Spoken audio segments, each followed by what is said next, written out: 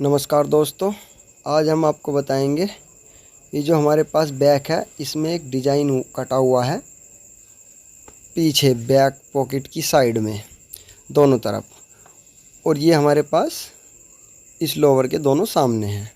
इसमें कुटके लगे हुए हैं ऊपर से 4 इंची पर और नीचे की तरफ 6 इंची पर। ये पॉकेट के कुटके हैं और ये जो पट्टे हैं ये बैक के पट्टे हैं।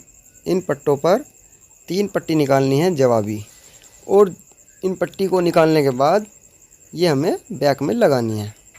तो ये हमारे पास फोल्डिंग मशीन है, इससे हम एक पाइपिंग एक बार में निकालेंगे, तो यानी 3 पाइपिंग निकालनी है और ये जवाबी निकालनी है। और ये जो पट्टा है हमारा 3.5 इंच चौड़ा पट्टा है।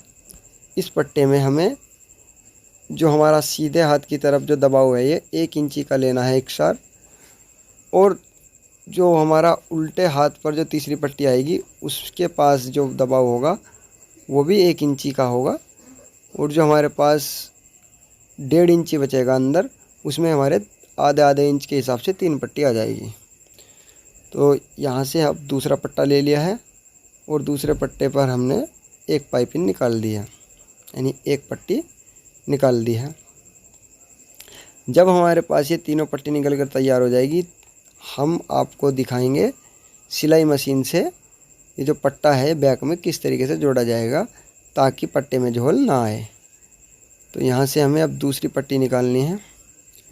आप सभी से रिक्वेस्ट है, अगर आपने हमारा चैनल अभी तक सब्सक्राइब नहीं किया है तो प्लीज़ हमारे चैनल को सब्सक्राइब कीजिए और नोटिफिकेशन को ऑन कर लीजिए ताकि कोई भी वीडियो हम बनाए आप तक उसका नोटिफिकेशन पहुँच जाए। तो चलिए यहाँ से दूसरे पट्टे पर भी अब हमें दूसरी पाइपिंग निकालनी है, और जो इनके बीच का गैप है ये आधा इंच से ज़्यादा नहीं होना चाहिए। अगर आधा इंच से ज़्यादा गैप लोगे तो ये हमारे पास जो 3.5 इंच का पट्टा है इसमें साइड में पट्टे में जो जगह है कम रह जाएगी, और हमें इसकी जुड़ाई करने के बाद जब हम इस पर सिलाई लगाएंगे तो सिलाई लगाने में बहुत ज़्यादा दिक्कत आएगी। तो यहाँ से तीसरी पट्टी भी हमारी निकल कर तैयार हो गई है। इस दूसरे जो जवाबी पट्टा है इस पट्टे पर भी तीसरी पट्टी हमने निकाल दी है। तो यहाँ से हमारी पट्टी की कटिंग कर लेंगे। अब जो हमारे पास ये पट्टे हैं दोनों, इन पट्टों को अलग अलग कर लेंगे, यानी कैंची की सहायता से यहाँ से इन्हें काट लेंगे। तो चलिए अब हमें इन पट्टों को बैक में जोड़ेंगे।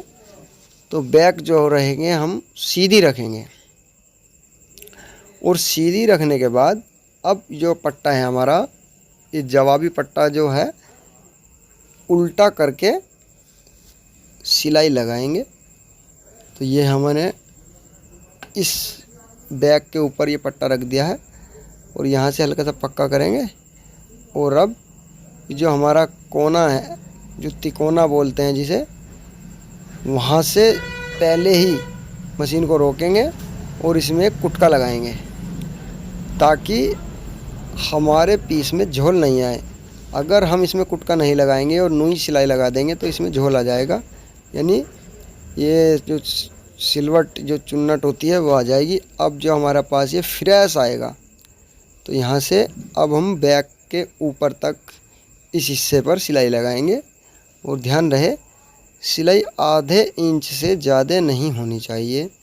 अगर आप आधे इंच से ज़्यादा चौड़ी सिलाई लगाओगे तो आपकी जो बैक हो जाएगी वो थोड़ी छोटी हो जाएगी, यानी चौड़ाई में टेढ़ी हो जाएगी।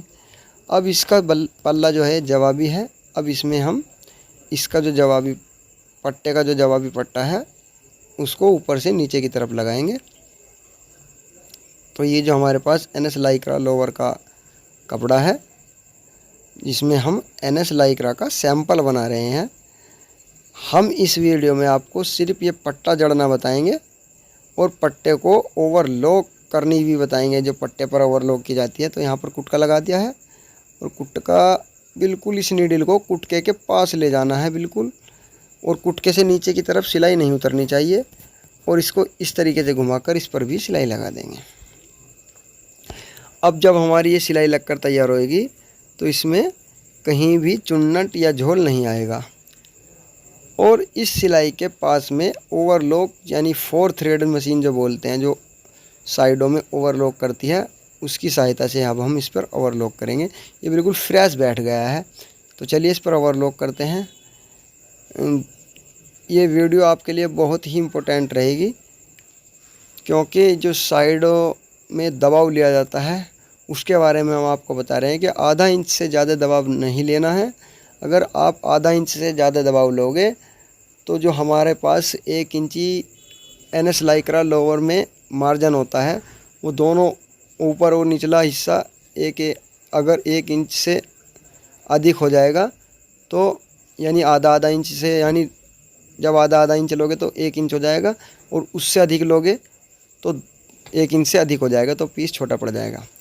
अब हम इस पर लब की सिलाई लगाएंगे, और ध्यान रहे लब की सिलाई जो लगाएंगे, जो मार्जिन होगा नीचे का वो हमेशा उल्टे हाथ की तरफ ही जाएगा। यानी बड़ा जो टुकड़ा होता है पीस का कोई भी, और उसमें छोटा टुकड़ा जो जोड़ा जाता है, तो बड़े टुकड़े की तरफ में ही मार्जिन जाता है। जैसे बैक और सामने को जोड़ते हैं तो जो सिलाई लगाई जाती है वो बैक पर लगाई जाती है, तो उसका मार्जिन भी बैक में ही जाता है। और ध्यान रहे अगर आप सामने में सिलाई लगा रहे हो तो दबाव भी सामने में ही जाएगा। ऐसा नहीं है कि आप सामने में सिलाई लगाओगे और दबाव बैक में चला जाएगा। बस इस चीज़ का ध्यान रखना है कि दबाव अगर सामने में है तो सामने पर ही सिलाई लगाई जाएगी, या बैक में है तो बैक में लगाई जाएगी। तो चलिए अगली वीडियो में जल्द मिलेंगे नए टॉपिक के साथ।